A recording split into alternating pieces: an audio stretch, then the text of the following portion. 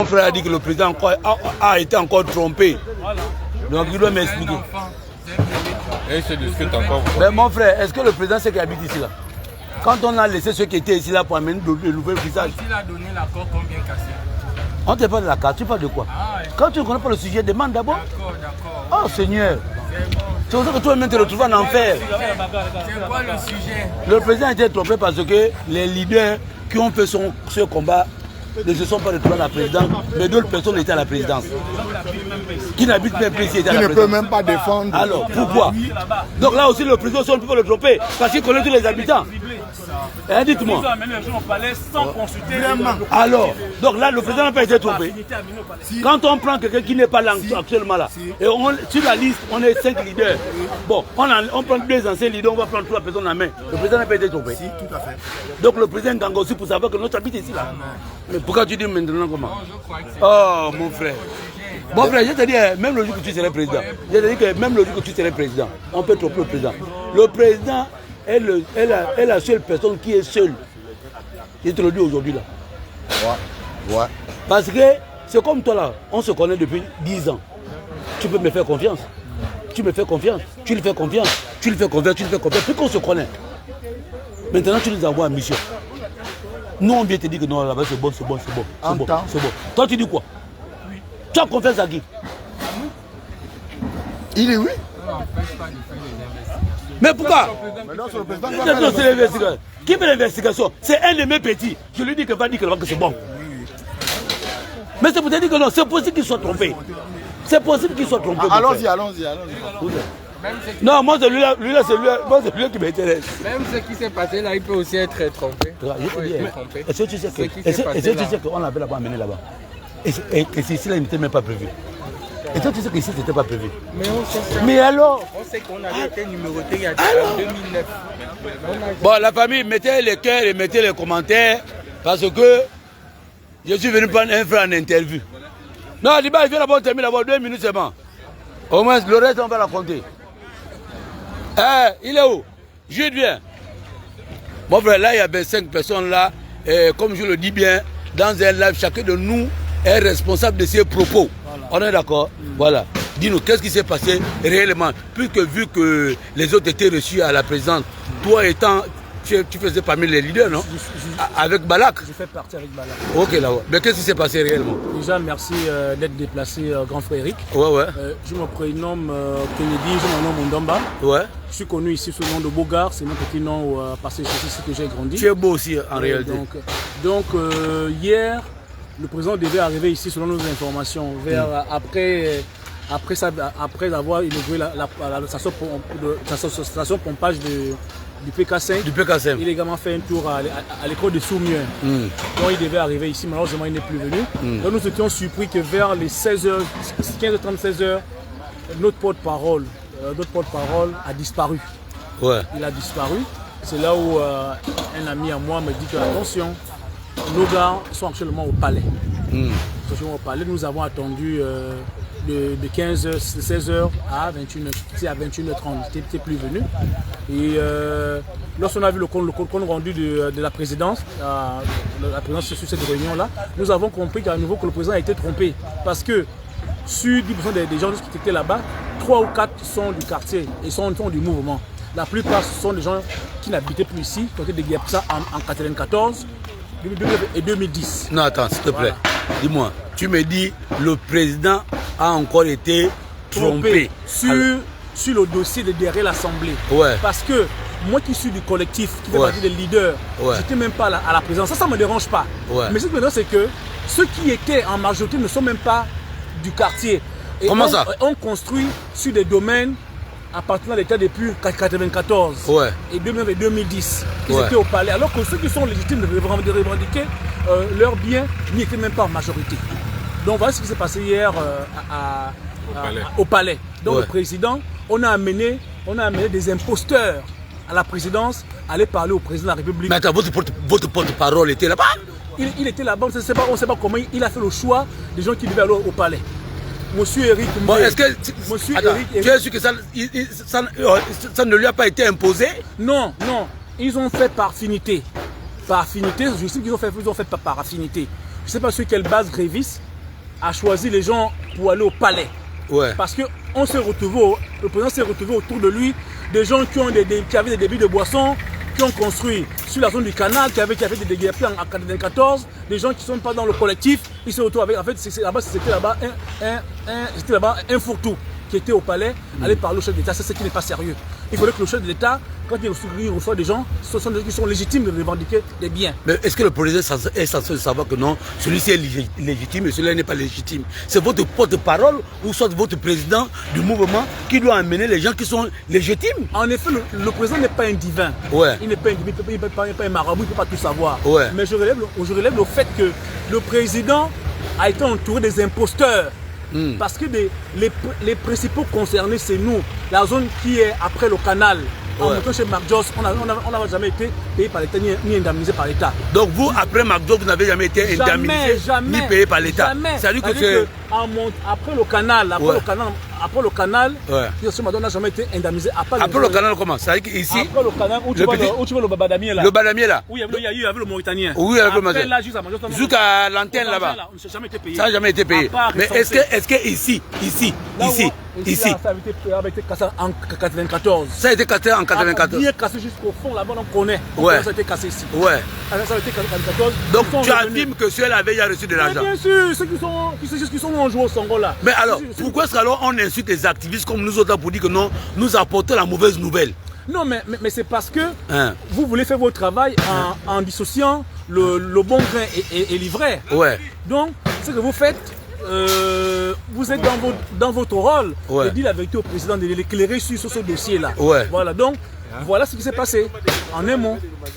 Maintenant, aujourd'hui, il y a AG, ils vont faire le point et allons décider ce que nous allons faire des traites qui sont allés au palais, aller parler au président. Bon, on m'aurait aussi dit que parmi ceux qui sont des guerpis, après le canal, il y a un ancien gendarme qui a été, comment on appelle ça? Non, retenu.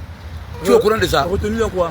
Qui était resté dans la maison. C'est mon grand frère Armel.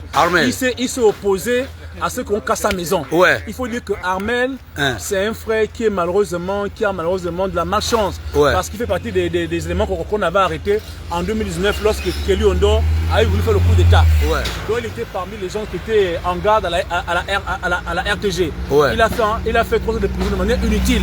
Ouais. Mais il se retrouve encore au Gros Bouquet parce qu'il s'est opposé, ça comme le nom de son père et sa maison parce qu'il n'avait plus rien. Ouais. Il n'a pas de salaire. Il n'a plus rien, il ne sait plus où. Donc il s'est opposé à ce qu'on casse la maison. Ouais. Voilà. Mais il y a un rendu, paraît-il, et moi je n'affirme pas, qu'il s'est opposé avec une arme, un calibre 12. D'après les racontages. Hein? Non, je ne peux pas affirmer. Je sais seulement qu'il était avec sa grande sœur. Ouais. Maintenant, on lui a rapproché que, vu lui en tant que militaire, il ne doit pas s'opposer à l'action de l'État et une action qui est commise, qui est réalisée par ses confrères. Ses confrères. Voilà. Et, bon, oui, non. Je te dis, moi je parle au Congo-Ça. Parce que le Congo-Ça, où il y a un rapport du Congo-Ça dit le petit avait un calibre 12 et il s'est opposé. Et j'ai dit que comment quelqu'un qui s'oppose avec un calibre 12, il reste encore dans la maison et il s'enferme. S'il avait l'intention de faire du mal. Avec sa grande dans la maison, dire vous ne cassez pas. C'est ça. Voilà. Il s'est opposé mais sans arme. Vous m'avez pris le travail. Ouais. Vous m'avez mis en prison sans raison. Aujourd'hui, vous voulez casser le seul bien qui me reste, c'est ma maison. Il s'est opposé naturellement. Une dernière pour le faire. Une dernière question. Est-ce que le porte-parole ou soit la délégation qui est allée à la présidente de la République a pris quand même la peine de parler de ce cas? Malheureusement non. Moi j'étais pas à l'Assemblée nationale. Ouais. Mais le petit qui était avec nous là, est-ce qu'il vous a quand même dit que non, on a parlé de ce cas, que parmi vous il y a quand même un frère à vous qui est en ce moment du côté du Gros Bouquet? J'espère que ça a été passé. Sa grande soeur était hier chez le président. Ouais. Sa grande soeur était. Ouais. Est-ce qu'elle est là? Normalement, elle n'est pas là, je ne l'ai pas encore vu. Donc, est-ce que depuis hier, quand même, vous, leader ou votre porte-parole, vous ont fait le point de ce qui s'est passé là-bas? Non. C'est à présent qu'ils sont venus pour venir essayer d'expliquer ce qui s'est passé hier. Et à l'issue de cette rencontre, on prendra des décisions qui s'imposent afin de dire la vérité, afin que les choses se fassent désormais clairement, sans être encore solidaire avec les gens qui sont dans le faux. Est-ce que Balak Obama, qui est un leader incontesté quand même de ce mouvement-là, était aussi à la présidence? Malheureusement, il a été trié. Pourquoi? On ne sait pas, on ne connaît pas les raisons. Au point où le président s'est retrouvé entouré par des imposteurs qui étaient au palais, qui ne sont même pas du quartier, qui étaient des commerçants et qui ont construit sur un domaine indemnisé en 1994. Ceux-là, ils n'ont même pas le droit de se plaindre de quoi que ce soit au propre du chef de l'État. Mais on aurait appris, d'après certaines informations, que votre porte-parole, son père aussi a été indemnisé dans le temps. Est-ce vrai ou faux? Vrai, affirmatif. Donc son père a été indemnisé dans le temps. Son père a été indemnisé, je crois, en 2017, que j'étais à l'étranger, qu'on en avait fait à l'ambassade de Chine. Ouais. Son extension. Il habitait vers où vous voyez les bananiers là. Ouais. Où vous voyez les trucs là, les bananiers. Ouais. Il habitait là. Ouais. Après, ils sont revenus construire aux abords du canal. Entre temps, tout ça était déjà menacé dans le temps. Bien sûr, mais non, pas menacé, ça avait été cassé par le temps. Ouais. Ça avait été cassé en 1994, ils sont revenus. Ils sont revenus. Les gens sont revenus construire là. Ah, donc voici la vérité du quartier. Ce quartier a une mémoire. Désormais, il faut faire parler la mémoire Mais du quartier. alors, pourquoi est-ce qu'alors il se plaignait? Oh, donc vous prenez d'abord de l'argent. Vous mangez l'argent. Vous venez de construire à 2 mètres de là. Et après, vous faites le bruit. Et quand un activiste dit que non, certains ont pris l'argent, certains n'ont pas pris l'argent, il est le premier à menacer les activistes. Parce que quand j'arrivais ici, il ne me saluait pas. Hein, parce qu'il me prenait pour un traître. Que nous, on plaide à la faveur de Brice Clotaire Oligui. Mais lui, il plaidait à la faveur de qui? Moi, je ne sais pas. Vous voyez? C'est le problème, ici, je l'ai toujours dit, c'est l'homme noir. On est aigri et on est méchant. Tu comprends? Ce petit-là, je n'ai pas de problème avec lui. Hein. Mais à chaque fois que je venais ici, il me disait qu'il a aurait dit les gens, hein, que comme Eric est du Haut-Ogoué, c'est que Eric travaille pour Oligui. Pas forcément. Mais là, aujourd'hui, il est allé voir Oligui. Ouais. Vous n'avez pas amené les activistes. Voilà. Mais quand vous avez amené les activistes, le président était ici la nuit. Nous, on aurait entendu qu'il y a eu 7 millions qui est tombé ici. Le président a laissé 150 000 francs à chaque personne qu'il a trouvé ici. Il a remis 150 000 francs, 47 personnes, 150 000. Il a dit aux gens, ces gens, allez trouver d'abord un abri. Entre temps, 150 000? Oui, 150 000. Qu'on trouve 150 000 francs par personne. Par personne? Oui, il a trouvé ici. Parce qu'on nous a dit personnes. Ouais, il a laissé une enveloppe de 7 millions. Chaque personne a reçu 150 000 francs. Ouais. Ça a été distribué, chacun 150 000. Mais là, vous n'avez pas appelé les actifs même pour le groupe. Moi, j'ai. Donc, ça a quand même eu pour toi. Je n'étais pas là parce que je ne peux pas de moi, j'ai une maison. Donc là, vous avez dit que vous avez été, comment on appelle ça, cassé collectivement. Mais là, on dit que quand on partage l'argent, on dit la bombe le tue que les vivants. Les présents. Les présents. Ouais, ouais. Oh, c'est bon, bien. ça, c'est comme ça ne m'intéresse pas. Ouais. Ce qui m'intéresse, c'est que ma maman, qui a aujourd'hui 69 ans d'âge, Ouais. qui a investi ici depuis 1990. Ta maman avait combien de maisons? Elle avait 5 maisons. Ouais. Elle avait 5 maisons. Et de combien de chambres à peu près? Il y avait un appartement de 2 chambres, salon, cuisine, douche. Ouais. Un studio moderne, 2 modernes et 2 chambres modernes en location. Ok, d'accord. Donc là, vous êtes en AG. Est-ce qu'il peut nous autoriser quand même de filmer l'AG? Non, mais il faut aller. On va aller un peu. Ouais, avance, j'arrive, je te retrouve. Non, avant de partir, merci encore Eric d'avoir interviewé un membre du collectif de personnes de Guerpi. Ouais. Tu vois, il y a quelque chose qui m'a beaucoup interpellé dans son intervention. Ouais.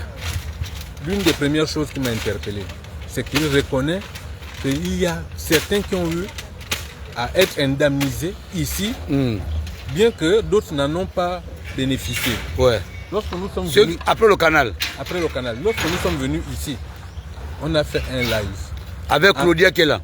En disant qu'il y a certains, dit-on, parce qu'on n'avait aucune affirmation, certains, dit-on, avaient été indemnisés. Et d'autres pas. Je crois que la dernière fois, ils nous ont agressés verbalement ici. On a même failli finir en faisant les bagarres ici. Parce que simplement, ils ont estimé que ce que nous, on avait dit, c'était du mensonge. Heureusement que ça sort de la bouche d'un compteur lui-même. Deuxième chose, ce qui m'a encore interpellé dans son intervention, c'est dire que le président de la République a été trompé une seconde fois. Comme pour dire que la première fois que le président a envoyé les engins ici pour venir casser cette zone appartenant à l'État, ça veut dire que le président avait été trompé. Les gens ont dit non. Les gens ont dit non. Maintenant, comment se fait-il que dans leur propre collectif, dans leur propre organisation, ils ont amené des personnes qui n'étaient même pas concernés dans le feu d'action. Dans le feu de l'action, et ils les ont amenés à la présidence. Est-ce que le président c'est un magicien pour savoir que tel était dans le collectif, tel n'était pas dans le collectif? On risque de dire que tu fais du kounabélisme, toi. Mais quand je vais parler comme ça, non, là on n'est même pas encore arrivé au niveau du kounabélisme. ils comprendront même que je suis même le pro max du Kounabélisme. Parce que quand on parle ici, ils pensent que nous sommes en train d'éviter des inepties. Or, eux-mêmes, ils sont en train de témoigner maintenant parce que, tu sais, souvent on dit, hein, quand quelqu'un n'a pas encore reçu 50 francs, il a une force, il est vivace, il est au front.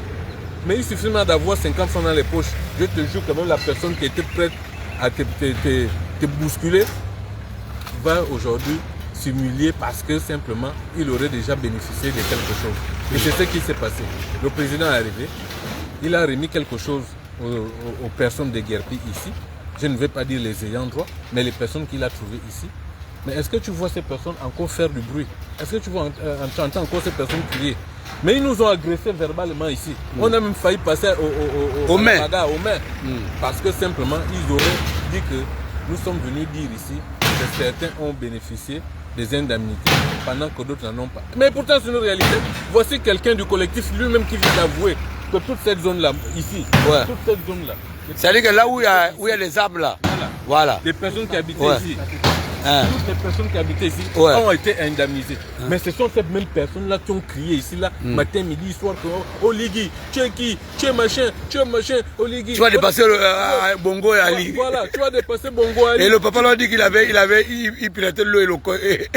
Voilà. Oui, le papa qui piratait l'eau et le courant. Ah non, tu n'as pas les préfets dit que, soi-disant. Ah oui. Ouais. Ouais.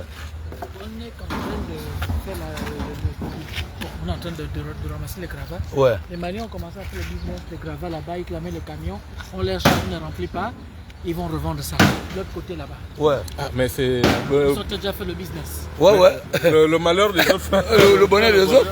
C'est le bonheur des uns. Voilà. Voilà, tu vois. C'est comme le papa le fait là, c'est payant. Vous l'achetez ou comment? Hein? Sans commentaire.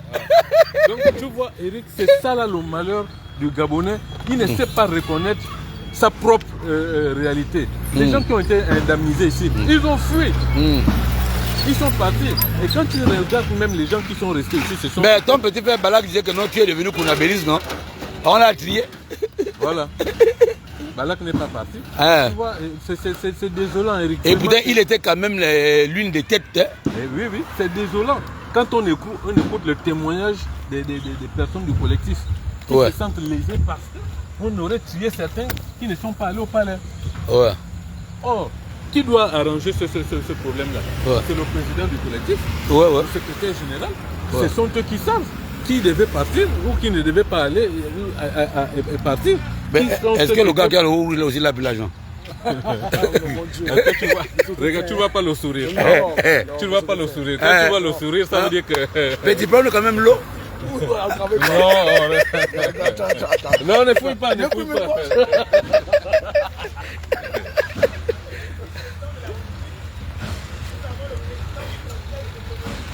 Il y a quelqu'un qui a fait une assurance liée à récemment. En tout cas, le monde dans le groupe, c'est celui qui a le député.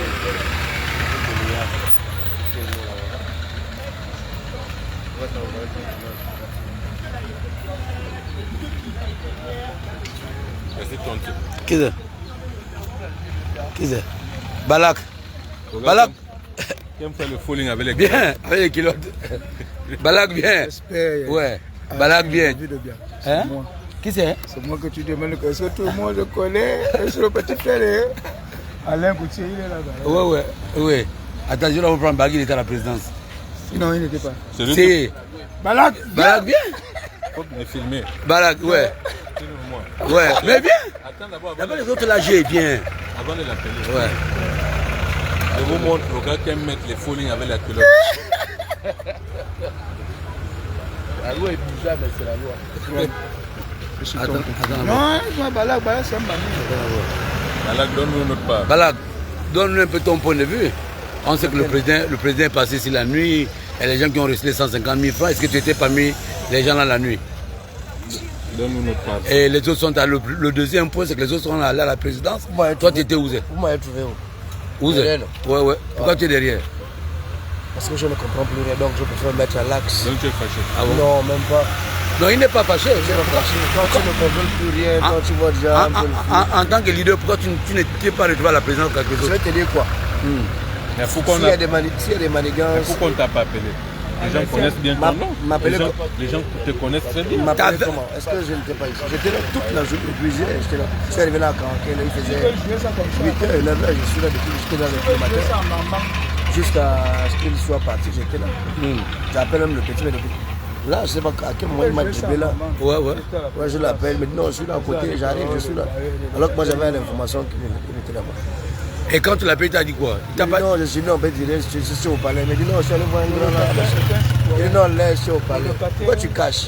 On est là toute la journée. C'est moi qui fais la coupe. Vous voyez comment je fais la coupe? Alors je vois dans les vidéos, je me retrouve avec des gens qui n'étaient jamais là. Il y a déjà un comité scientifique dans lequel nous sommes à 15 dedans. Le locataire, lui, des personnes qui ne sont pas dans ce comité scientifique. Attends d'abord mon frère, tu vas prendre l'interview de quelqu'un? Je ne sais pas comment il a fait, par quel mécanisme, il s'est retrouvé avec d'autres personnes, alors que c'est nous qui sommes toujours là. Je suis parti hier ici, il faisait 24 minutes moins. Voilà. Dis-moi un peu, il y a le petit Kennedy qui dit que le président était encore trompé une seconde fois par les déguerpis parce que ceux qui se retrouvaient là-bas, il y avait des gens qui n'habitaient même plus le canal. Vrai? Bon, le canal. C'est que c'est ceux qui n'habitaient plus ici. C'est vrai, ou qui étaient ici, c'est là 10 ans ou 20 ans. Oui, bon, il y a quand même, j'ai vu, hein, il y avait un frère qui n'habite pas ici, je l'ai vu là-bas.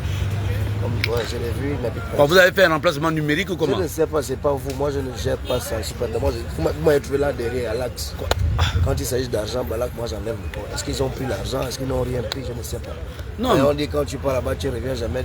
Les mains vides. Voilà, donc je ne sais pas. Ouais. Le discours, est-ce qu'il a changé certainement? Est-ce qu'il n'a pas changé certainement? Et là, ils sont en train de faire le point. Moi, je suis là, j'écoute dans ma peine. Ouais. Non, j'écoute seulement le président, c'est un homme bon. Le discours, donc le discours a changé. Et donc le président est bon et les activistes sont mauvais. Ah, mais toi tu nous as agressé là. Tu as organisé. On a vu un homme bon, vous avez de l'argent. Et beaucoup ceux qui étaient là, je ne sais même pas s'ils sont tous là. Donc le président est bon et les activistes sont mauvais. Je ne sais pas. Donc je suis à l'axe, je ne filme même plus, je ne fais plus rien parce que je pense que si cette histoire a eu la visibilité, je faisais partie de ce effectivement. Oui, tu as travaillé pour que c'est ton de la visibilité. Voilà, c'est ça. Et comme moi je ne cherche pas la visibilité, s'il y a quelqu'un qui peut mieux faire que moi, je l'accompagne dans ça. Et je ne savais pas que derrière la tête des gens avaient des idées, des calculs. Donc. Mais dit quand même là que le président est bon, les activistes sont mauvais. Non, est-ce que moi je connais le président?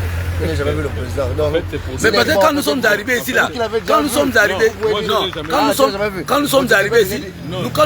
ici, vous avez dit oh, les activistes sont mauvais, machin. Mais maintenant on comprend dans votre collectif que le président est bon et les activistes sont mauvais. Je veux que tu répètes ça. Ils l'ont dit. Bon, je ne sais pas. Appelle, tu dis ça.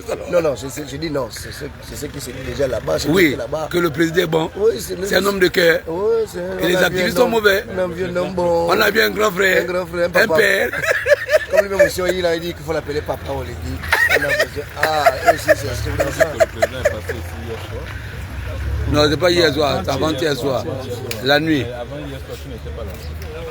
Non, mais tu peux te déplacer parce que tu ne vas pas passer. Tu viens toutes les dents. Oui, tu sais. Le président était quand même. On dit, Jésus avait dit, vous ne savez ni le jour ni l'heure. Il va arriver comme un voleur. Donc le président est arrivé comme un voleur. Pas comme Jésus, pas comme un voleur. Non, Jésus comme un voleur, lui aussi comme. Jésus. Non, pas comme Jésus, comme Jésus. Non, les belles peines, les balles. C'est Jésus qui arrive comme un voleur, c'est le président qui arrive comme Jésus. Non, le président aussi arrive comme un voleur. Il ne faut pas faire ça comme tu fais là. C'est le Jésus quand même. Laisse-moi d'abord terminer. Mon frère, quand tu me dis, veut me dire des si importants. Attends, peut-être lui me dit quelque chose de si important. Je t'écoute, peut-être tu veux prendre la parole. Peut-être depuis là tu me stoppes. Bon, je te remercie d'abord pour grand Eric. On ne se connaît ni d'Adam ni d'Ève. Mais je suis un signal, je suis un soutien fort du président de la République. Ah, toujours le soutien. Je suis un soutien parce qu'on nous a déguerpis. Ah, tu n'as pas vu les déguerpis? Ça ne fait pas de moi un adversaire du président. Ça fait de moi un soutien parce que nous sommes là pour le développement. D'accord. Donc les gens qui font les récupérations derrière, d'accord, j'ai dit moi personnellement, je ne suis pas d'accord. Bon, tu as été déguerpi. Est-ce que tu es parmi ceux qui ont eu l'argent ou parmi ceux qui n'ont jamais eu l'argent? Est-ce que tes parents qui habitaient là avaient déjà perçu de l'argent ou ils n'ont jamais perçu de l'argent? Il y a aussi ce point-là.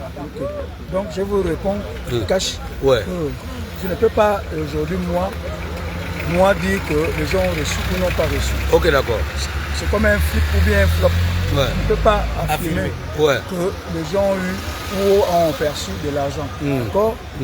Je suis locataire au boulevard depuis 2001. Ok. Boulevard. D'accord. J'ai eu au même endroit. Au même endroit. Ouais. Je peux vous réciter. Là, tout ce que vous voyez là, l'hôtel que vous voyez derrière, que vous apercevez derrière, jusqu'à tout ça là. Je suis là, j'ai dansé. On avait un snack qu'on appelait Ivela. Ouais. Qui était détenu par maman Marie-Claire. Je ne sais pas si elle est encore en vie aujourd'hui. D'accord. Donc, nous sommes les enfants de ce quartier que vous voyez. Okay. On ne fait pas le buzz ou bien on ne fait pas des appels de balles. Nous sommes touchés parce que ce quartier, nous avons une histoire. Une histoire de génération en génération. Comme vous voyez, c'est ce qui nous fait mal. Nous n'avons rien contre le pouvoir, contre le président ou contre le gouvernement. Sauf que la manière que nous avons été chassés, j'appelle ça chassé. Cassé, vous n'avez pas été chassé. Vous avez été cassé. Cassé, c'est ce qui nous tue Lupine. Sinon, le projet, il est bien, le président est passé. Bon, moi, personnellement, je n'étais plus là quand le président est passé. Mais les gens qui étaient là sur place nous ont fait le rendu. Et le président était clair dans son discours. Donc, on adhère simplement à ce que le président, les instructions que le président a laissées. Donc, et le président, c'est un père. Le président, c'est le père de la nation. Il est bon. Il est bon. Le président est bon. Très bon. Mais je demande au président, monsieur le président, pensez à vos populations, comme vous avez reçu des membres du collectif de Boulevard Assemblée nationale derrière l'ambassade de Chine, Roti. Pensez aussi que les locataires ont été beaucoup plus impactés parce que le locataire ne savait pas. Mais est-ce que là, attends d'abord, les propriétaires ont fait un collectif. Est-ce que vous, en qualité de locataire, vous avez fait un collectif? Justement. Mais vous devez aussi faire un collectif parce que vous avez quand même perdu des biens, hormis les propriétaires qui ont perdu des maisons. Merci beaucoup. Alors, donc moi je vous parle en tant que locataire. Oui. Mon bailleur, j'étais son nom. Parce qu'il va me voir, il va me suivre. Ou bien je vais me justifier autant pour moi sur toute table du monde. Mon bailleur va justifier exactement que j'étais son locataire. Je ne suis pas venu mettre les noms comme les gens appellent les parents à gauche et à droite pour venir remplir les fiches parce que c'est la fête de culture. Je suis venu mettre le nom parce que moi j'ai été victime. Je n'ai même pas eu le temps de récupérer le 1/3 de ce que moi j'ai investi. Collé. Pas investi, je n'ai pas investi en bien. Non, investi en achetant par exemple, c'est un investissement, les biens, tout ça. Voilà. Le mobilier, c'est un investissement. Voilà, donc je n'ai pas investi. J'ai investi dans les biens avec ma petite famille, que je suis là. Maintenant, s'il s'avère que nous devons déguerpir les lieux, je n'ai pas eu un préavis au préalable. Donc, au même temps que le bailleur pleure, au même temps que le locataire pleure. Si le bailleur dit qu'ils vont aller percevoir des terrains ou bien des logements et que le locataire c'est le bandit, en fait c'est le locataire qui devient maintenant incriminé et le bailleur devient maintenant blanc. Donc ça veut dire que pour vous, à vous entendre parler, ça veut dire que si le bailleur rentre en possession de son argent et d'un terrain, il faudrait bien que le locataire aussi soit dédommagé. Le locataire vient être dédommagé parce que le locataire peut se refaire. Mais ce que je dis, c'est que le locataire n'a pas préparé partir. Parce que ça s'est passé, je pense, le fois. Oui, c'est ça que j'ai dit. Non, je suis d'accord avec toi. C'est-à-dire que si l'État prend la peine de donner quand même des maisons aux propriétaires, que l'État aussi prenne la peine de dédommager et les locataires, parce que vous, d'une manière ou d'une autre, vous êtes aussi des victimes. Bien sûr. Ça, non? Bien sûr. C'est ça que j'ai dit? Bien sûr. Voilà. Mais, connaissant ce quartier, mais est-ce que non, eh bien, il faut quand même comprendre que avant d'abord même que l'État vous dédommage, il faudrait bien que les propriétaires disent aussi quand même que vous êtes les locataires. Parce qu'en réalité, l'État, on pense que l'État ne pense que aux propriétaires, mais ne pense pas aux locataires. Il faudrait d'abord que les propriétaires puissent reconnaître que non, on avait des maisons là-bas, mais il y avait des locataires. Bien sûr. Et tu comprends, non? Pour que le locataire soit dédommagé, il faudrait que le propriétaire d'abord de la maison reconnaisse que c'est ma maison, mais il y avait un locataire. Voilà, de manière identique, de manière identifiée. Voilà pourquoi moi je vous parle de moi. Je m'appelle Monsieur Obia Ovenarture. Mon locataire, je tais son nom. J'ai rempli une fiche d'identification qui a été diligentée par le gouvernement. En qualité de locataire. Voilà, en qualité de locataire. Donc vous allez voir mon nom. Quand on va faire l'agencement, on va compiler. mon bailleur, il était déjà enrôlé. Bien qu'il soit à l'intérieur, il a délégué son petit frère pour faire la chanson et tous les locataires qu'il avait. D'accord. Bon. Et ça, c'est dans quelle zone? Moi, j'étais là où il y a les bananiers, là, après les bananiers. Là. Bon. Il est là. Après le manguier, là. Après le manguier. Oui, je comprends. Mais tu sais, Eric, en fait, ce que j'ai envie de rebondir par rapport à ce qu'il dit, c'est pas mauvais. C'est bien de revendiquer en qualité de locataire. Mais c'est la personne qui peut mieux porter vos voix, qui peut mieux porter la voix des locataires, ce sont les propriétaires. Ce qui est évident, c'est qu'on va recenser les propriétaires. C'est à partir des propriétaires qu'on peut normalement, ce sont les propriétaires qui peuvent normalement identifier les locataires en disant... Les propriétaires honnêtes. Ce sont les propriétaires honnêtes. Bref. Les propriétaires qui commencent déjà à... Ils sont déjà en train de voir l'argent qui... Non, attends, tu vas parler. Voilà, mais attends, tu vas parler. Ce que je voulais dire par rapport à cette zone. Oui. On vient de... Je te rappelle, bon, enfin, tu n'étais pas là. On est venu ici il y a peut-être 4 jours.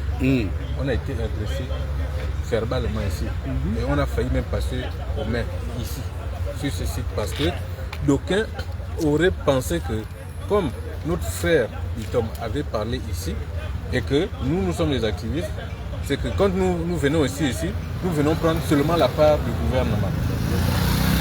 Or, ce que nous on disait ici, c'était que d'aucuns, il y avait beaucoup de malhonnêtes ici. Bien sûr. Certains avaient déjà reçu des paiements et les indemnisations de partir. Mais ils sont restés malhonnêtes et ils ont gardé les locataires. Sans le leur dire. Normalement, ce sont ces propriétaires-là qui devraient normalement rembourser, sinon dédommager les locataires.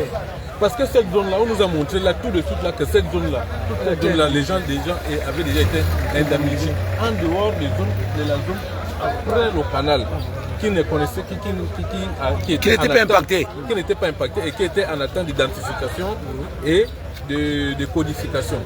Donc c'était la zone là. Mais par contre cette zone là, ici, cette zone là, derrière l'Assemblée, juste à... En tout cas, un membre du collectif nous a dit ça. Voilà, un membre du qui a grandi ici. Tous ceux qui étaient ici. Mais pourquoi quand nous sommes venus ici, on a parlé de ça, les gens nous ont agressés. Sachant bien... Oh, on est de Kounabélis. Sachant bien évidemment que ceux qui étaient ici avaient déjà perçu des indemnisations. Tu vois, c'est ça la malhonnêteté de l'homme. Quand nous on vient parler, on nous accuse de tout. Oh non, c'est parce que vous êtes proche du président. Mais comment est-ce que les gens peuvent affirmer que nous sommes proches du président? Nous faisons notre travail d'activiste. Ça veut dire qu'on filme les faits qui sont factuels. On prend les avis. Non, les faits factuels, c'est qu'on voit de là. Descends. C'est ce que nous on filme. Je suis dans mon cœur. On trouve, on casse. On filme, on casse. Et on rapporte l'idée selon laquelle ici il y avait déjà certaines personnes qui avaient déjà été indemnisées. Mais pourquoi aujourd'hui nous on nous accuse que nous sommes des Kounabélistes? On va quand même prendre la réalité ici. Donc voilà un peu. Moi je pense que pour ce cas-là... Non, je reviens vers toi. Oui, non, je vais d'abord prendre le bailleur et puis la femme du bailleur. Voilà. Oh, mais toi tu es bailleur, non? Non. Comment tu dis non? Tu as dit que toi, femme et toi, vous avez construit la maison, là, non? Non. Comment tu dis non? Voilà un bailleur qui refuse ses responsabilités. Non, c'est pas bailleur. Tu es quoi, locataire? Oui, il sait qu'on est en live. Est-ce que c'est un projet? Ah, vous étiez locataire? Voilà. Tu étais locataire? Voilà, j'étais locataire. Tu louais, non, on dit pour le nom de ton bailleur. Tu louais quoi? Une maison, un studio? Un studio. Chambre, salon. Et c'était dans quelle zone? Zone nord. Ah, zone nord. Zone nord. Et tu as perdu quoi? Que de ma chambre que tu as perdu un peu. Ah bon, hein? De sauver les choses à courant. Ouais. Par exemple, comme la télévision, j'ai cassé, la télévision a été cassée. Ouais. Le lit était démonté, cassé. C'est que je peux retrouver, il y a quand même des petits choses que je peux retrouver. Et puis, c'est la vie des enfants que tu as. Comment tu as? Tu as combien d'enfants? 6. Hein? Ah oui. Mais toi, tu ne dors pas, hein? Non, je ne dors pas, pourquoi vous dormez? Tu as 6 enfants? Mais là, nous sommes en passant, non, moi j'ai dit parce que pour moi, réellement, un jeune comme nous, moi j'ai 45 ans, j'ai 49 ans. Selon moi, quand je vois un jeune de 30 ans avec plus de 2 enfants, moi ça me fait rire. C'est que je me dis qu'attends, eux ils font comment pour avoir tout autant d'enfants? C'est pas que je me moque de lui. Entre rire et se moquer de la personne, il y a une différence, madame. Parce que ça sort souvent. Et puis il y a le problème de quelqu'un. Mon riz, est-ce qu'on est en guerre? Mon frère, toi tu n'es pas en train de rire là. Tout à fait. Est-ce que tu es en guerre? Non, tout ça pas. Ce qui est arrivé. Et puis à un moment tu te dis, bon, la vie a refait, tu te plains. Mais est-ce que ça va faire de toi un malheureux toute ta vie? Est-ce que ça t'enlève le sourire? Non. Tu ne vas pas enlever le sourire, on ne va pas enlever le sourire. Non. Donc maintenant, est-ce que vous avez quand même fait en tant que locataire, tu louais, non? Est-ce que vous avez comment on appelle ça? Un collectif de locataires? Parce que là, les propriétaires ont un collectif. Voilà, les propriétaires ont un collectif pour pouvoir revendiquer leurs biens. Bon, maintenant, vous, en tant que locataire, est-ce que vous avez un collectif aussi quand même pour revendiquer vos biens?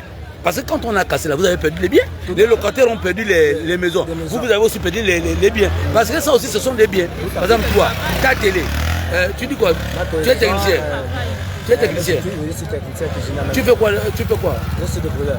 Oui. Je fais la soudure. Ouais. Ma machine de la soudure qui était cassée. Voilà, effectivement c'est ça. Donc aujourd'hui là, ta machine de la soudure a été cassée. Ça t'empêche déjà d'aller faire même une petite bricole pour nourrir tes enfants. Voilà pourquoi je dis, est-ce que vous avez fait un collectif le machin? Il n'y a pas encore de collectif. Mais c'est pas bon mon frère. Il y a que le collectif de propriétaires. Et tu vois, par exemple là, les autres ont été reçus à la présidence. Oui. Bon, imaginez-vous qu'on ne vous reçoit pas. Vous serez les plus perdants dans cette histoire. C'est ça que nous sommes encore de parler qu'il faudrait qu'on pense à nous aussi des locataires. Oui, donc on ne réclame pas les attends, maisons. Comment non, est-ce que le matériel que nous avons dépensé. Tu vis, c'est ton patron, le bailleur. Le bailleur n'est pas ton patron. Non, le bailleur revendique ses droits. Tu es libre aussi de revendiquer tes droits. Il ne peut pas t'empêcher de revendiquer tes droits. Non. Donc en réalité, moi je vous dis, mettez-vous ensemble en tant que locataire. Vous faites un collectif. Chacun de vous peut énumérer comme tu es énuméré là. Comment on appelle ça? Mets-toi de côté. Comme tu viens d'énumérer là, ta télé, ton truc à souder. Voilà. Qui était cassé. Voilà. Oui. Des enfants qui étaient cassés. Voilà. On ne doit pas seulement rembourser les propriétaires et laisser aussi quand même les locataires. Oui. Parce que ce sont aussi des êtres humains. Oui, effectivement. Hein? Ou j'ai pas le mal? Non. Effectivement. Voilà. Mais en réalité, vous vous prenez avec beaucoup de retard. Logiquement, quand ça a commencé, quand vous avez vu les autres en train de faire un collectif de propriétaires, vous aussi, vous devez aussi faire un collectif de locataires. Ça a commencé, quand ils ont commencé, c'était avant entre eux-mêmes. Ouais. Maintenant, quand on découvre qu'il y a un collectif qui a été fait, et là, c'est ça que nous sommes encore de se plaindre depuis ce matin. Ouais. Qu'il n'y a pas de collectif. Attends, vous vous êtes plaint parce que là, vous avez vu qu'ils ont été reçus à la présidence. Et parler de l'air, non. Ils sont allés parler de l'air cas, mais pas les cas de locataires. Parce que vous avez des locataires, il y a eu des locataires. Il y a même des locataires, même il y a des bailleurs, même que des locataires qui ne connaissent même pas le vrai bailleur. Oh. Il y a des locataires comme ça qui ne connaissent pas le vrai bailleur, ils paient pour payer le bailleur, ils passent par un autre locataire.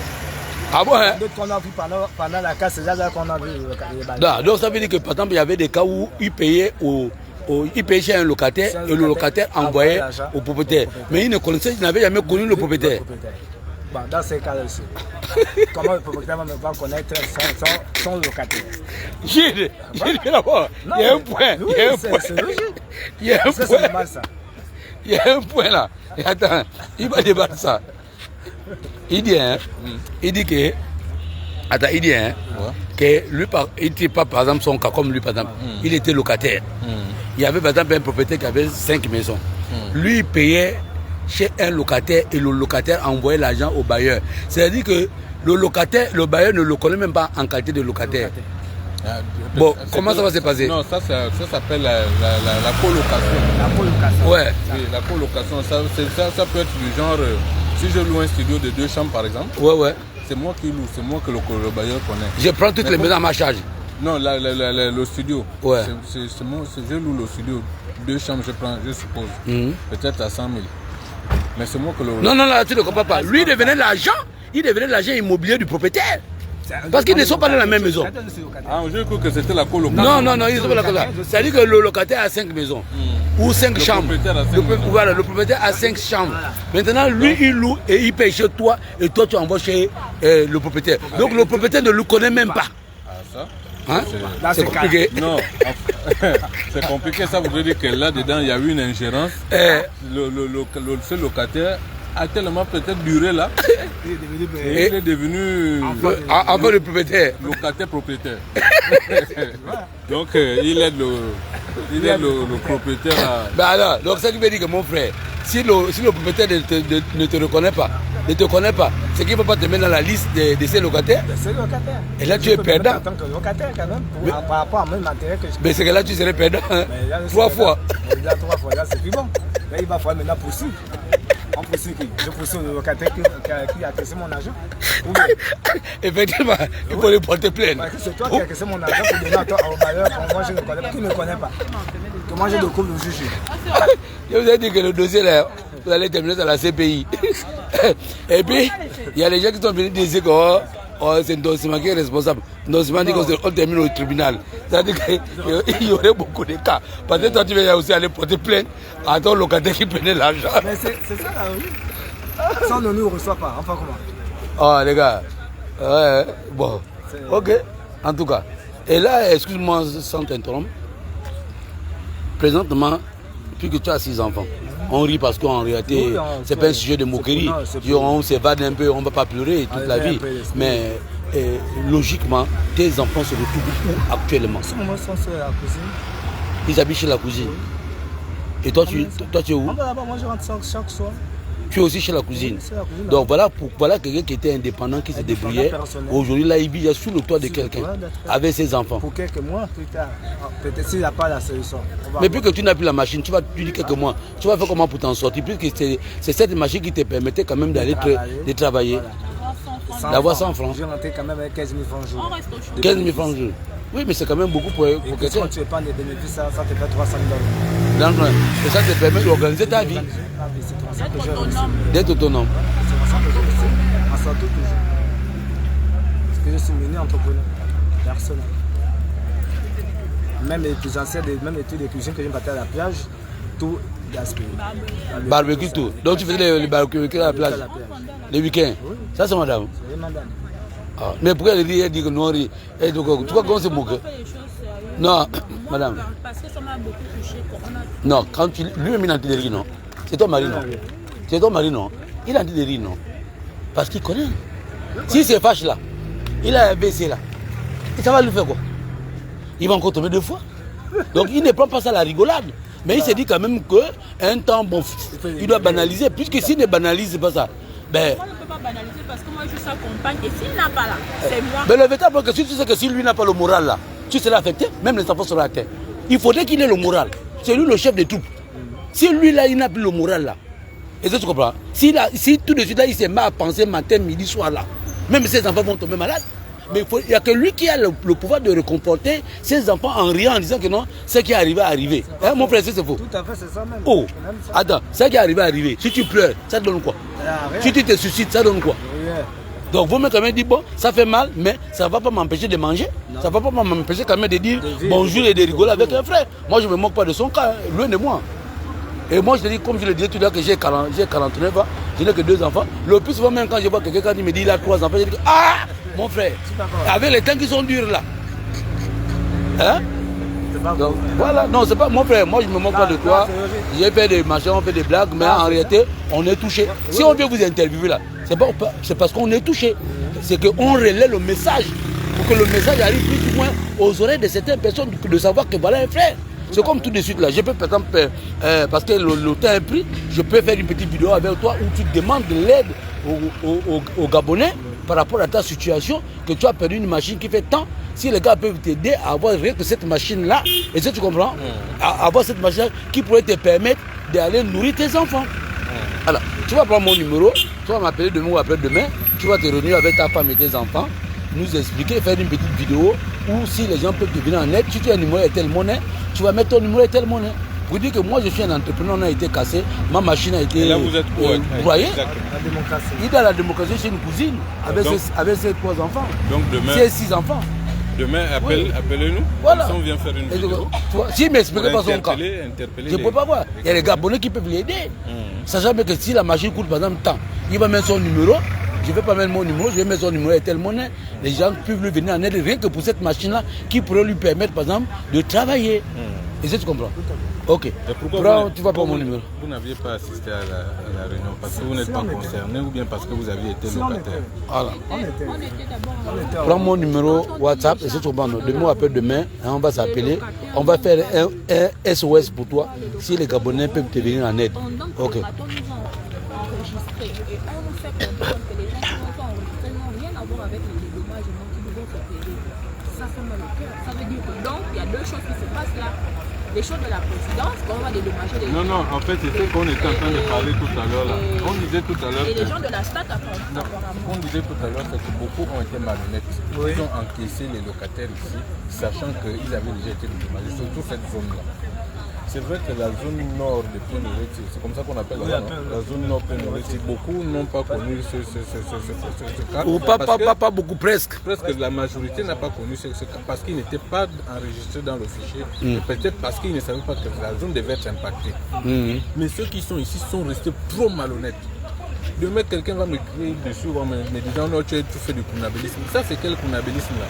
Ce sont les locataires qui empatissent en ce moment-là. Oui, on empathie et ça nous a même emmené au chômage. Mais voilà. C'est un chômage depuis comme des jours. Ce sont les locataires qui empathisent parce qu'on avait notre matériel. Allume-toi, ils ne peuvent plus se reconstruire. Vous n'avez pas une carte de visite. Jésus qui peut voir la carte de visite. Toi, tu n'as pas donné.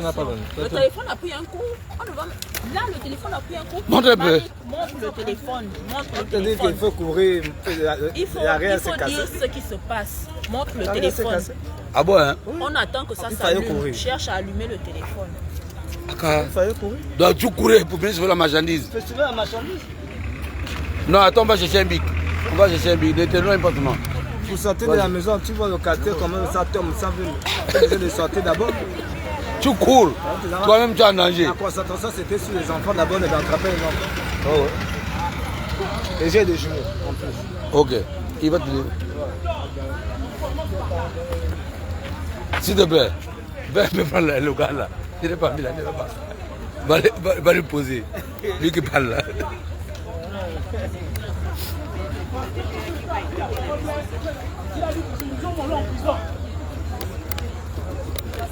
C'est ça que j'allais à dire. Nous mettons en place un bureau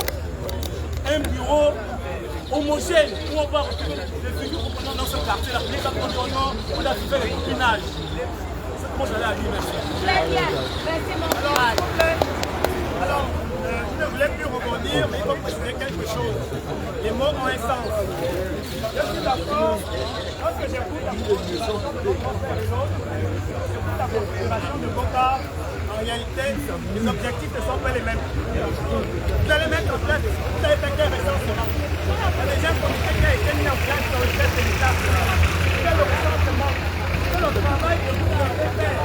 Donc, premièrement, je vous le dis, ce ne sera pas possible. Parce qu'il y a déjà un comité qui a été mis en place pour justement faire ce travail. Ça, c'est la première chose. La deuxième chose, c'est quoi? C'est bon essence. Quand on dit par exemple que cela, c'est plus la peine. Non seulement c'est pas courtois, mais deuxième moment, ça cache d'autres vérités. On a pris par exemple le cas d'Eric. La première personne que j'ai eu appelée, c'est Eric. J'ai appelé Eric une 15 fois. J'ai appelé Eric sur WhatsApp. Hein? C'est la raison pour laquelle Eric n'était pas là. Quand il dit qu'il y a des gens qui ont quitté le quartier, qui ont été la présidence, on est d'accord? Donc, je pense que même si c'est ça qui n'est pas bien.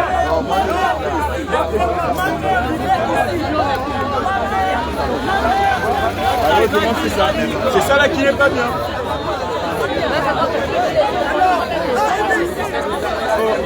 Tiens l'argent.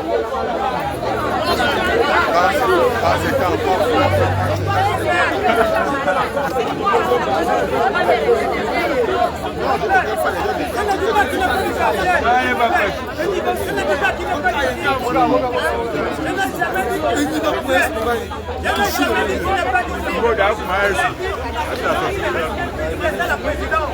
Je me permets de dire que l'humain ne reste pas. C'est bon, c'est vrai. Donc, sans pas de légitimité, il ne peut pas être dans le bureau. C'est vrai, c'est pas ça. Voilà. Alors, moi, je vais vous réitérer.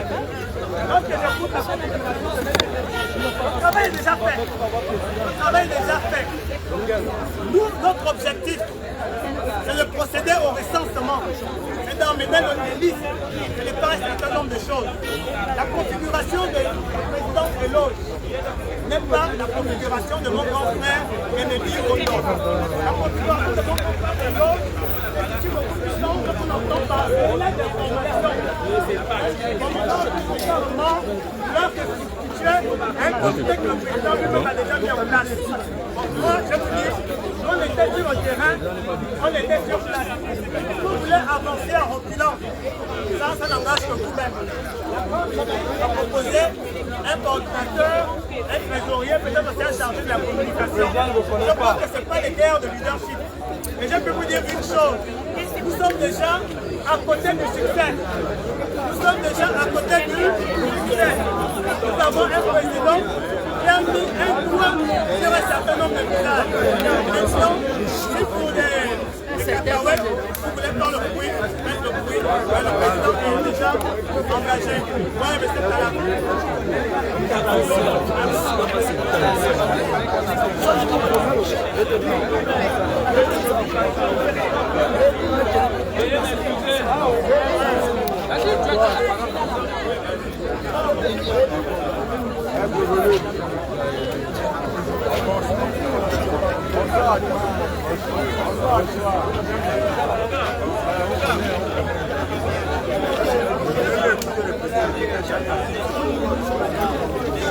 Oh, s'il vous plaît, oh non, on écoute ici là, c'est quoi? Non, non, mais vous reculez là-bas.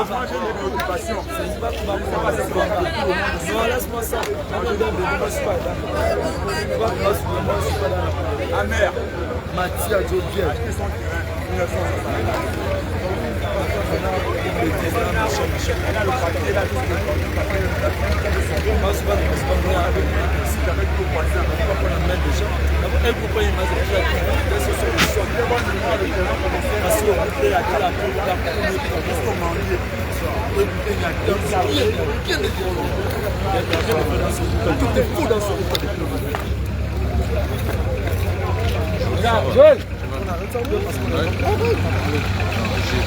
Ah d'accord, ça va.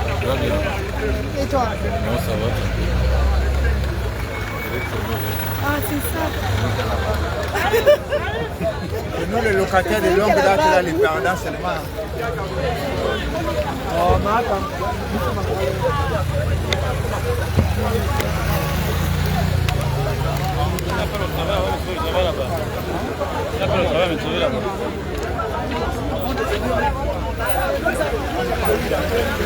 Oui.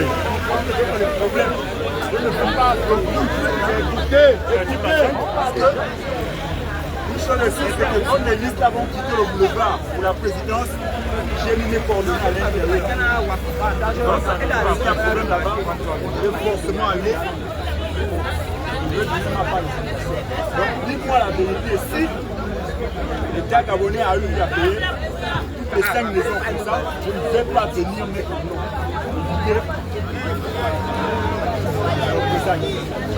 On a clairement dit, preuve à la pluie, que dans mon terrain, j'avais 5 maisons. Et que dans les 5 maisons... Voilà, ça a payé avec son histoire, mais c'est la grave. Voilà. Nous-mêmes, on habitait une. Le reste... Ça a été clair. Et non, l'État a eu à passer 3. Et toutes les maisons ont été numérotées parce que les 2 autres restaient les l'État a eu à passer 3. Elle m'a certifié que l'État gabonais lui a dédommagé 3 maisons. Donc il reste 2. Les 2 qui ont été cassés.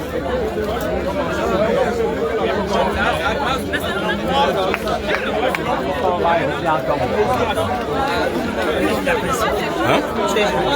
Non, activez ça. En fait, on a l'impression d'avoir affaire à...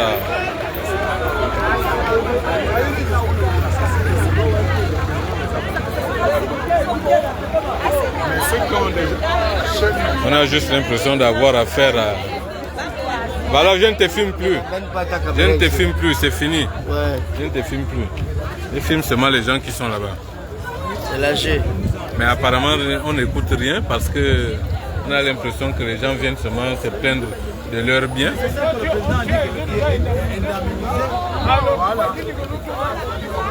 Donc c'est un peu ça.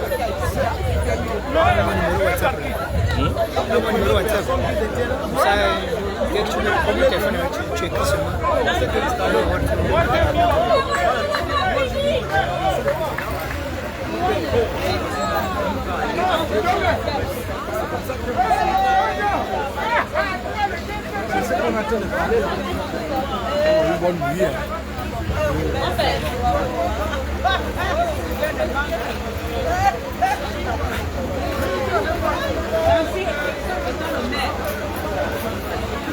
Faut enregistrer quoi?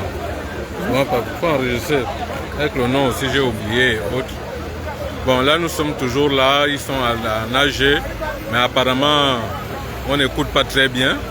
Les gens sont en train de parler des revendications sur les listes qui ont été émises ici.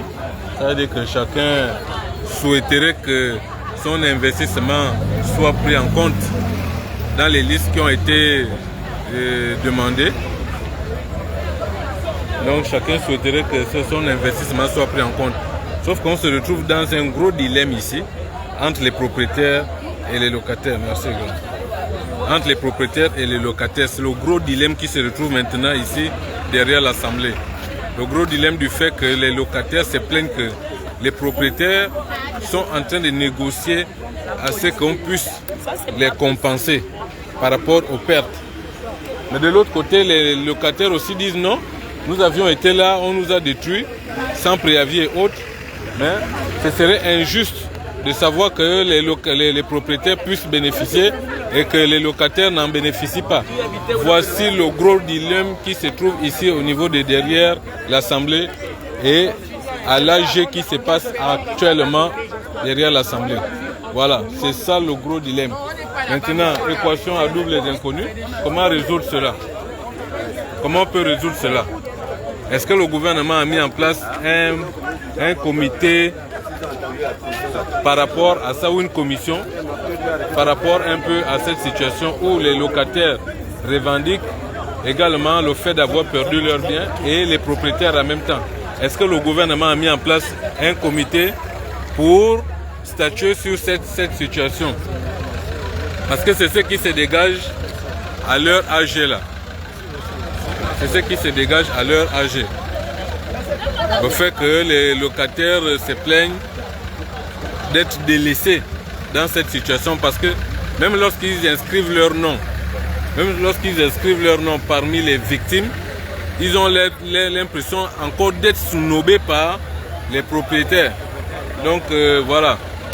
Voilà l'équation à double inconnue que le gouvernement devrait normalement résoudre. Voilà. La casse a été faite pendant que ce n'est pas de sa faute. Voilà. Est-ce qu'un dommage, un bailleur va accepter de rembourser le matériel et autres, sachant bien qu'ils sont dans cette revendication? Monsieur, vous pouvez intervenir 2 minutes sur la caméra. Voilà. Bonjour monsieur, présentez-vous. Oui, c'est monsieur David Simon Gomo. Je suis le président du collectif des locataires de derrière l'Assemblée pleine. D'accord. Donc, nous sommes vraiment déçus par rapport au rapport, le compte rendu de ce qui a été reçu à la présidence. Il vient nous dire que le président dit qu'il ne s'occupe pas des locataires. Or, Plaine Noriti, derrière l'Assemblée ou bien derrière l'ambassade du Sud, était inondé de locataires. Et même au bureau de vote, nous avons dans notre centre de vote 2 bureaux de vote. Et ce bureau de vote, la majorité des électeurs, ce sont des locataires. Et notre président, le père de la nation, a été élu à 99%. Bon, nous, en formant le collectif hier, au moment où on recensait la majorité des gens, et on nous a dit que le président devait venir pour lui soumettre le problème que nous, père de la nation. Essayez de voir aussi notre cas. Beaucoup étaient au boulot. Comme un des filles des pétroliers était en mer. Ils ont trouvé rien que des dégâts. Pas de lit, rien, pas de télévision, rien du tout. Donc, ils ont eu beaucoup de dégâts. Mais nous voulons aller vers le président, le rendu de ce qui était au palais hier. Ils disent que le chef de l'État, le père de la nation, ne veut pas entendre les problèmes des locataires. Nous sollicitons, nous, le collectif des locataires de derrière l'Assemblée et derrière l'ambassade du Chine, que le chef de l'État pense à nous. Depuis qu'on nous a mis dehors, et sans mesure d'accompagnement. Beaucoup sont entre vifs, aller dormir dans les salons de leurs parents. Et d'autres sont encore à la belle étoile. Pardon, monsieur le chef de l'État. Pardon, monsieur le chef de l'État. Pardon. Essayez de regarder la situation des locataires. Nous sollicitons au chef de l'État de nous aider. Surtout, la flambée des prix des maisons. Une chambre qui était à 50 000 est déjà à 150 000. Vous pouvez appeler Madame Chandaison qui s'occupe de l'agent numéro 1. Il n'y a plus de maisons de 250 000. Et là, c'est le bas peuple qui pouvait excéder à ce niveau-là. Donc nous, moi qui est porte-parole du collectif des locataires derrière l'Assemblée, monsieur le chef de l'État, nous sollicitons si nous pouvons payer les loyers de l'État qui sont à votre disposition au lieu d'aller continuer à souffrir chez les particuliers qui ne fait que flamber, les prix. Est-ce que hier, il y a un membre de votre collectif qui s'est retrouvé avec le collectif des déguerpis au niveau de la présidence? Voilà, bien. Il n'y avait pas un membre de l'autre. Est-ce que le collectif n'a pas appelé un membre du collectif des locataires? Parce que ça ressemble un peu à une forme de discrimination. Aujourd'hui, les déguerpis vont réclamer leurs biens parce qu'ils ont perdu les biens, c'est tout à fait normal. Oui. Mais maintenant, les locataires qui étaient là, eux, ils vont réclamer chez qui? Donc voilà pourquoi je pense que lorsque le collectif s'est rendu, ils auraient dû quand même prendre un membre du collectif pour aller plaider la cause des locataires. Au moment où, regardez la liste. La liste va maintenant jusqu'à... Parce qu'on prend en famille, on ne prend pas au cas par cas. D'accord. Ça veut dire que chaque famille, au moins il y a 4 personnes dans la maison. Dans la maison. Donc maintenant nous sommes à 137 familles. Parce que si on va en termes d'individualité, ce sera dur, ça va peser. Donc qu'est-ce qu'on a fait? On a essayé de répertorier par famille. Et c'est ce boulot qu'on était en train de faire hier, au moment où nous disait d'abord que nous devons attendre le chef de l'État, ce qui est naturellement normal. Parce que c'est le père de la nation, il doit venir regarder comment ses enfants souffrent. Et qu'est-ce qui se passe pour trouver des solutions? Mais qu'est-ce que les propriétaires eux-mêmes vous disent? Les propriétaires vont dire quoi? Bon, supposons qu'aujourd'hui les propriétaires bénéficient des indemnisations de l'État ou des logements. Mais ces indemnisations, est-ce qu'ils peuvent avoir des compensations qu'ils pourront faire en votre égard, par exemple, pour les locataires? C'est impossible. Pourquoi? Parce que quand j'ai commencé le travail derrière Mbolo, en remontant, il y a même certains locataires, les locataires sont même dans les gravats, qui viennent réclamer encore le loyer. Que non, malgré le fait que l'État a déjà cassé, mais il dit que vous me devez encore le loyer. Comment quelqu'un qui souffre, qui a déjà tout perdu? Mais ça, c'est quel type de propriétaires qui viennent demander le loyer? C'est ce qui se passe derrière l'Assemblée, monsieur. Mais je crois que ce qui est évident, c'est que personne ne doit bénéficier de quoi que ce soit à l'heure actuelle. Parce que tout le monde se retrouve dans cette situation désastreuse. C'est regrettable qu'un propriétaire vienne à réclamer un locataire un paiement, sachant bien évidemment qu'il n'est plus dans une maison. Voilà, même au Carrefour Majesté, au moment où on enrôlait les locataires, il y a même entrevu un regroupement des gens de la société civile qui essayaient de batailler des gens qui ont des problèmes. Voilà, il y a même un locataire qui continuait toujours à réclamer le paiement. Un propriétaire qui continue à réclamer le paiement de son loyer, que ce monsieur ne peut pas venir dire aux gens de la société civile parce que il ne m'a pas encore payé. C'est là où on dit donc, tu ne peux pas reconnaître votre locataire qui a fait peut-être 2 ou 3 ans avec toi. Vous comprenez? Donc il ne peut pas compatir au problème des locataires. Il n'y a que le chef de l'État seul qui peut nous dire la façon que vous étiez en train de payer chez les privés, vous venez payer les maisons de l'État et ça va vous revenir peut-être. Alors, on a reçu un membre du collectif au début de notre live ici qui nous disait que avant hier, quand le président est passé par ici, il a remis au moins une petite compensation à toutes les personnes qui étaient là. Il y a eu 45 familles. Voilà, 45 familles qui ont reçu. Et le chef d'État, d'après eux, lors de l'Assemblée générale hier, ils ont reçu 150 000. Voilà. C'était une manière de les aider. Hein, peut-être à avoir un petit logement quelque part en attendant. Est-ce que vous étiez là quand le président est passé? Quand le président était passé, je n'étais pas encore là. Mais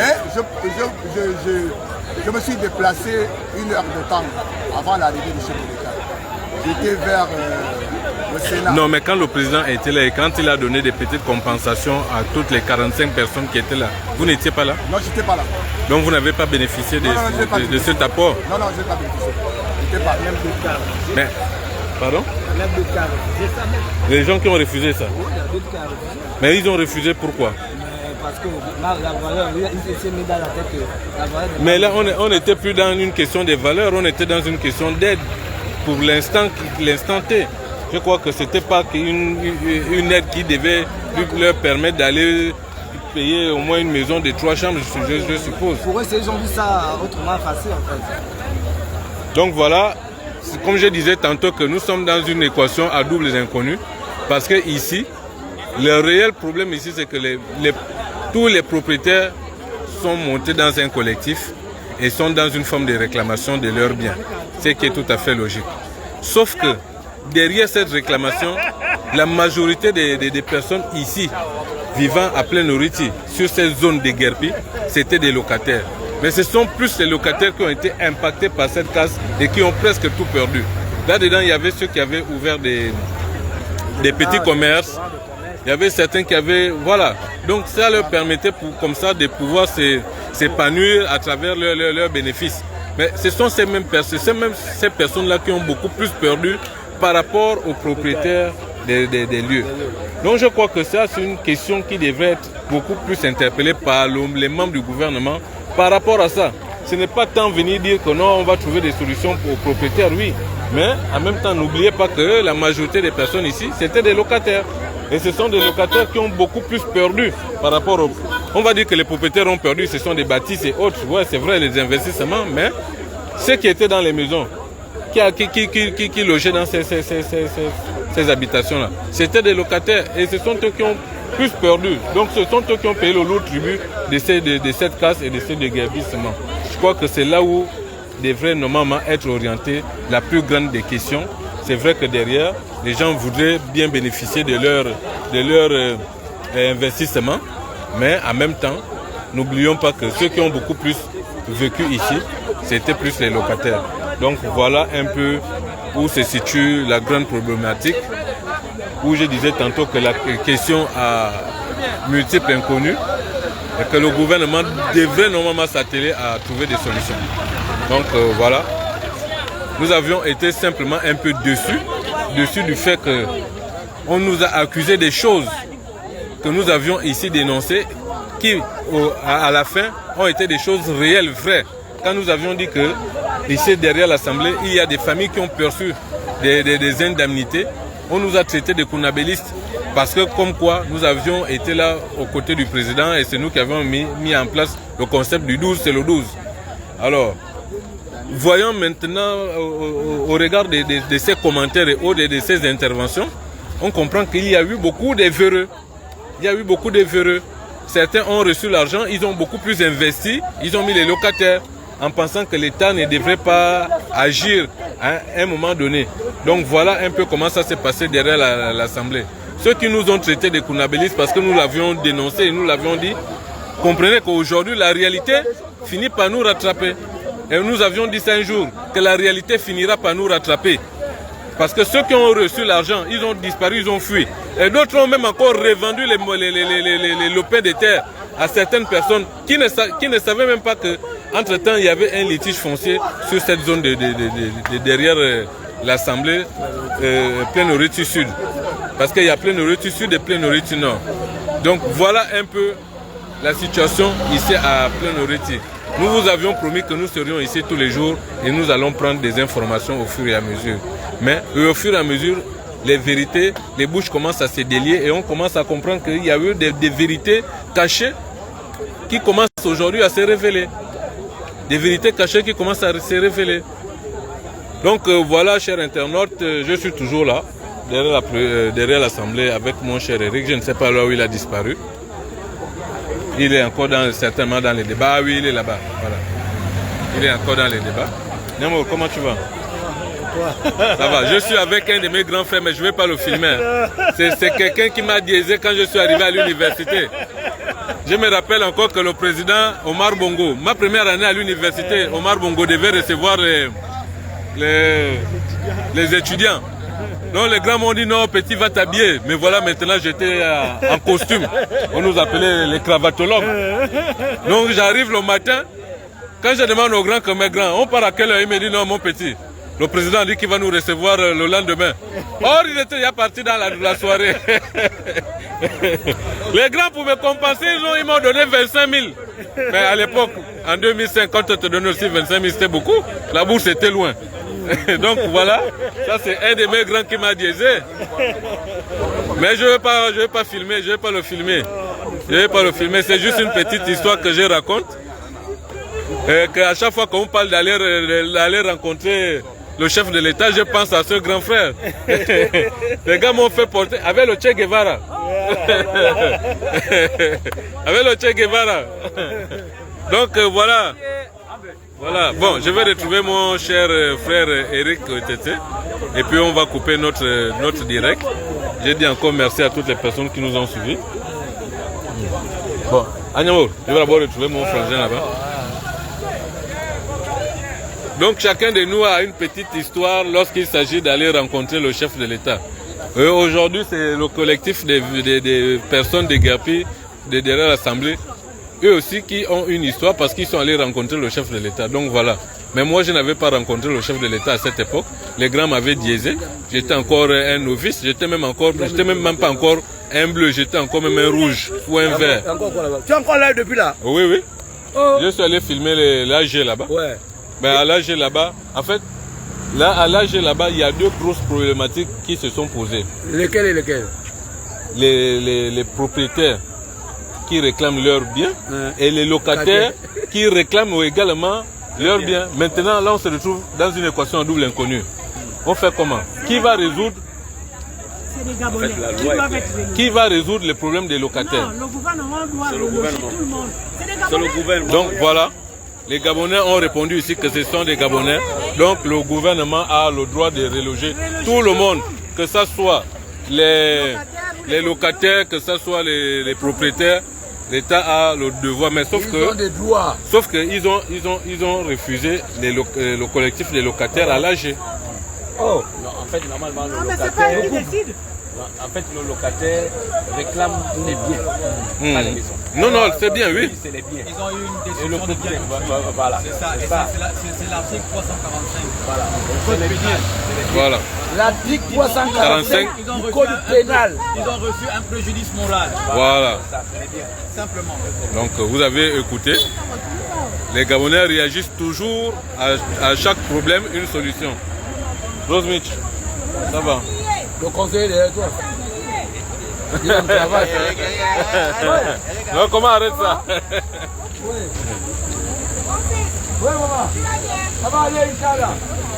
Bon, donc voilà, je vais prendre congé de vous. Eric, tu as encore un dernier mot à dire? Bon. Peuple gabonais, je suis arrivé ici derrière l'Assemblée, soutenir les déguerpis. Et les déguerpis m'ont fait un don, un cadeau. Voilà mon nouveau bébé.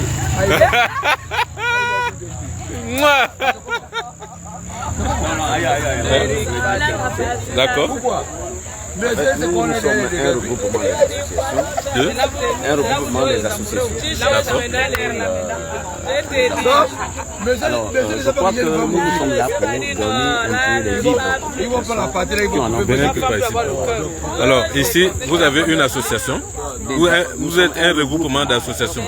Ok. Un regroupement d'associations qui sont chargées à pouvoir donner un temps soit peu quelque chose à grignoter pour ceux qui sont silencieux. D'accord. Alors, en tant qu'association aussi, nous avons prélevé un certain nombre de soucis au niveau des familles. Je crois que, en en tant qu'association, nous lançons un cri d'alarme. Quand à la prochaine fois, ils essayent de prendre tout en compte. Premièrement, le papa n'a pas beaucoup de problèmes. Parce que lui, il sait déjà que sa vie est en train de terminer. Ils ont des jeunes filles, mères et des enfants qui sont en puberté. Quand il y a une situation arrive comme ce que vous avez derrière la prison, derrière Plénoré TV. Donc, vous voyez déjà que tout ça, il faut essayer de regarder tous ces aspects. Un papa qui a des enfants, on va catalogiser les enfants. On a des jeunes filles mères, on a aussi des enfants en puberté. Quand les situations arrivent comme ça, dès qu'on vient casser un papa, ces enfants qui sont en puberté, ils sont plusieurs, c'est les jeunes Gabonais, ils vont où? Vous voyez déjà que la rue prend déjà l'ampleur et la drogue, ça va aller et dans tous les sens. C'est tout ça là, il faut mettre ça en ensemble. On a aussi des enfants qui vont à l'école. Un enfant qui fréquente, par exemple, à Midoubé, qui habitait ici, il fait comment en ce moment? Donc ces enfants-là sont à la maison. Il n'y a plus un endroit où rester. On ne peut plus les maîtriser. Ils sont obligés de rester dans une petite tente de 4 mètres carrés. C'est ça qui est beaucoup très frappant par rapport au reste qu'on dit, il faut trouver des maisons et ainsi de suite. Non, c'est des aspects qui sont techniques et que les affaires sociales, je crois qu'ils devraient se déployer avant qu'on arrive à faire, disons, casser les maisons. Donc voilà, vous avez écouté le point de vue d'un membre, sinon un citoyen, d'un membre d'une association au sein d'un pool qui a donné son point de vue par rapport un peu à la situation derrière l'Assemblée. Et il regrette le fait que les mesures d'accompagnement pour les services sociaux n'ont peut-être pas été assez présentes pour faire dans l'accompagnement et le suivi, parce que derrière il y a un problème de psychologie qui a peut-être impacté des familles, etc. Et donc voilà, je crois que derrière il y a cette pédagogie qu'il aurait dû se faire au préalable, mais en même temps il ne faudrait pas qu'on oublie que si on aurait demandé les gens de partir, il devait toujours avoir la résistance. Donc il aurait bien fallu d'abord faire passer par un coup de force pour que les gens comprennent l'importance de partir. Parce que généralement l'homme il est têtu par essence. Leur demander comme ça partez parce qu'on viendra casser, certainement beaucoup n'auraient pas bougé. Ou beaucoup auraient peut-être dû prendre ça encore comme un bluff. Donc il aurait fallu quand même que le gouvernement mette un peu de force pour qu'ils comprennent l'importance de partir. C'est vrai que ça fait mal de savoir qu'aujourd'hui on va retrouver des familles, peut-être un peu de manière éparse, parce que les gens seront un peu éparpillés de gauche à droite, mais c'est quand même, voilà, c'est un bien pour un mal. Non, oui, effectivement, c'est tout à fait normal. Voilà. On a voté le président parce que c'est un homme qui doit bâtir le pays et les gens doivent comprendre que c'est un bâtisseur. D'accord. Et pour bâtir, il y a un mandat de 7 ans. Sur les 7 ans, on ne peut pas commencer après 3 ans ou 4 ans. Voilà. Il faut démarrer en ce moment. Effectivement. C'est mal nécessaire, il faut le vivre, mais toujours et toujours, il fallait regarder tous les aspects qui sont très sensibles parce que c'est les êtres humains. Il n'y a pas d'état d'urgence au Gabon pour le moment, mais les populations sont préparées psychologiquement qu'on doit travailler le pays. Et bon, voilà, écoutez, la prochaine fois, il faut bien prendre les choses. Merci.